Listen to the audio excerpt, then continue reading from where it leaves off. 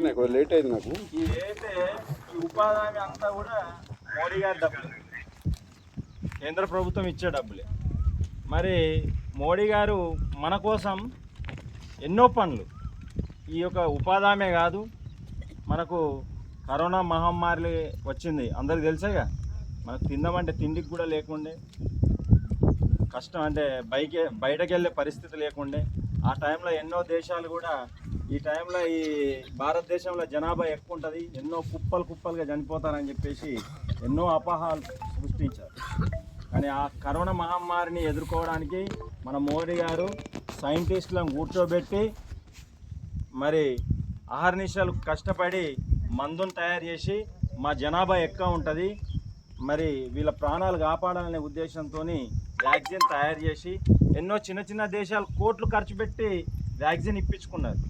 మరి ఒక్కొక్కరికి మినిమం మన ఇండియా 5,000 10,000 అవుతాయి ఒక టీకాకు ఇచ్చుకోవడం జరిగింది. మనకు అలా కాదు, ఫ్రీగా మా ప్రజలు పెట్టలేని పరిస్థితి, గరీబ్ వాళ్ళు ఉంటారని చెప్పేసి ఫ్రీగా వ్యాక్సిన్ ఇచ్చినటువంటి సందర్భాలు చూసినాం.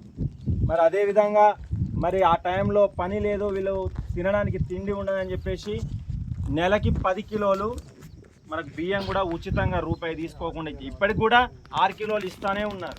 వీళ్ళు ఈ పరిస్థితిలో ఉన్నారని చెప్పేసి మరి అదేవిధంగా ఈ ఉపాధి హామీ కూడా కొనసాగిస్తూ మీకు ఇప్పుడు నెక్స్ట్ ఈ ఎలక్షన్ కోడ్ పడ్డది కాబట్టి ఇప్పుడు 150 రూపాయలు కట్టిస్తున్నారమ్మా, 200 వస్తున్నాయి. ఇప్పుడు 200 వస్తున్నాయి. నెక్స్ట్ ఈ ఎలక్షన్ అయిపోయిన తర్వాత 300 రూపాయలు రోజుకు వేయడం జరుగుతుంది.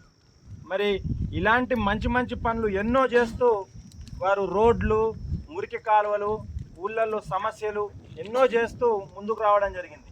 మరి ఈ గార్డెన్స్ కానివ్వండి, శ్మశాన వాటికలు కానివ్వండి, ప్రతిదీ కూడా మీకు శౌచాలయం ఏదైతే మనకు బాత్రూమ్లు కట్టించాడు కదా 12,000 ఇచ్చి, అవన్నీ కూడా మోడీ గారే ఇవ్వడం జరిగింది. మీరు ఈసారి మరి అదేవిధంగా మనకు ఎన్నో పనులు మోడీ గారు చేపట్టడం జరిగింది. మీరు దయచేసి ఈసారి 13వ తారీఖు ఖచ్చితంగా ఎలక్షన్స్ ఉన్నాయి.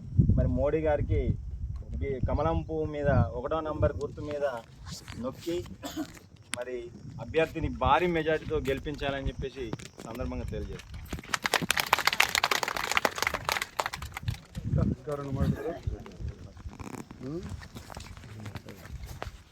అందరికీ నమస్తే.